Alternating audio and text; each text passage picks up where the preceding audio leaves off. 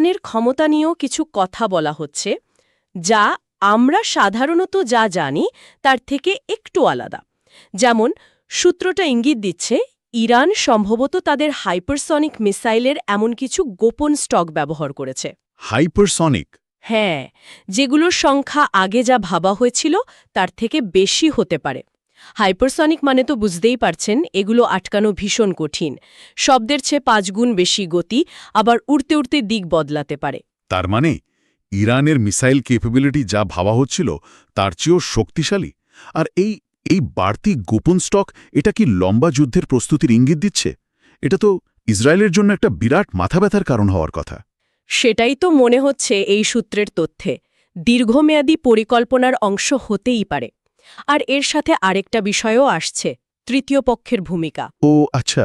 এখানেও কিছু ধোঁয়াশা আছে, কিছু গুজবও আছে। যেমন ধরুন, লেবাননের হিজবুল্লাহ সরাসরি যুদ্ধে না জড়ালেও গোপনে ইরানকে অস্ত্র আর ইন্টেলিজেন্স দিয়ে সাহায্য করছে, এমন কথা শোনা যাচ্ছে। আর শুধু হিজবুল্লাহ না, আমি দেখলাম চীন আর রাশিয়ার নামও এসেছে। হ্যাঁ। তারা